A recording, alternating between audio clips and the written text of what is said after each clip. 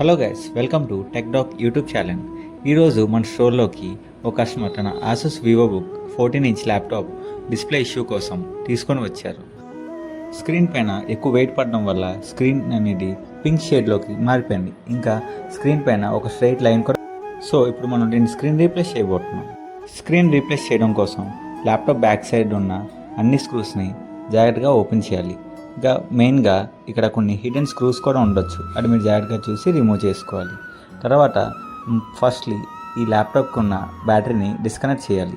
ఏ పనైనా laptop battery disconnect చేయకుండా అస్సలు చేయకూడదు. నెక్స్ట్ స్టెప్ వచ్చేసి ఈ ఎల్సిడి కనెక్టర్ని రిమూవ్ చేయాలి ల్యాప్టాప్ బోర్డ్ నుంచి. తర్వాత ఇప్పుడు ఈ స్క్రీన్కి మీరు చూస్తున్నట్టు 2 హిడెన్ స్క్రూస్ అనేవి ఉన్నాయి. వీటిని జాగ్రత్తగా రిమూవ్ చేశాక ఈ బెజల్ అనేది మనం రిమూవ్ చేసుకోవచ్చు.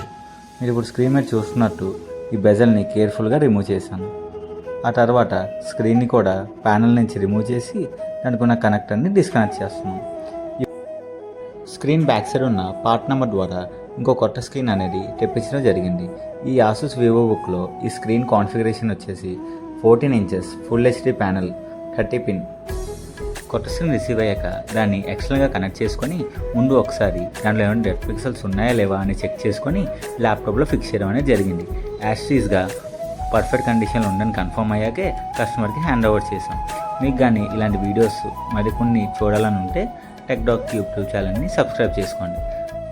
Thank you for watching.